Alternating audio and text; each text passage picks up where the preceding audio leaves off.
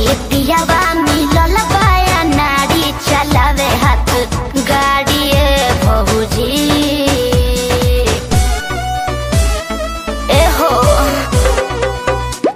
ए भौजी पियावा मिलल बाया नारी चलावे हाथ गाड़ी भौजी ए हो भौजी पियावा मिलल बाया नारी चलावे हाथ गाड़ी भौजी।